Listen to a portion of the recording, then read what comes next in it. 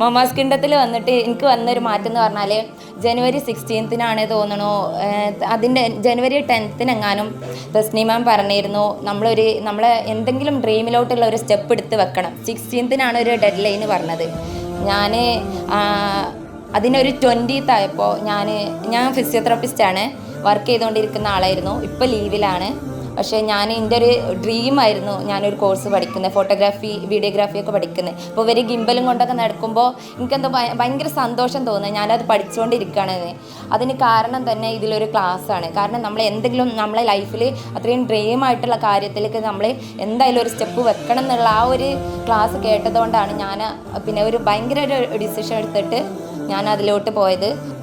മമാസ് കിണ്ടത്തിൻ്റെ ഗ്രൂപ്പിൽ വന്നു കഴിഞ്ഞാൽ എൻ്റെ മുഖത്ത് എപ്പോഴും ഒരു ചിരി ഉണ്ടാവും. ഗ്രൂപ്പിൽ അത്യാവശ്യം നന്നായിട്ട് ആക്റ്റീവായിട്ട് നിൽക്കലുണ്ട്. എന്ത് സങ്കടം ഉണ്ടെന്നുണ്ടെങ്കിലും ഭയങ്കര, ഇനിയിപ്പോൾ എന്തെങ്കിലും ചെറിയ വീട്ടിൽ എന്തെങ്കിലും ഒരു സങ്കടത്തിൽ നിൽക്കുകയാണെന്നുണ്ടെങ്കിലും ആ ഗ്രൂപ്പിൽ വന്നു കഴിഞ്ഞാൽ എൻ്റെ മുഖത്തൊരു സന്തോഷം ഉണ്ടാവലുണ്ട്. അറിയാതെ തന്നെ ഞാൻ ചിരിക്കലുണ്ട്.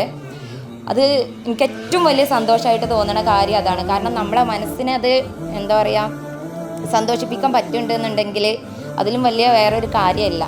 അത് ഈ മമാസ് കിണ്ടത്തിൽ നിന്നാണ് കിട്ടിയത്.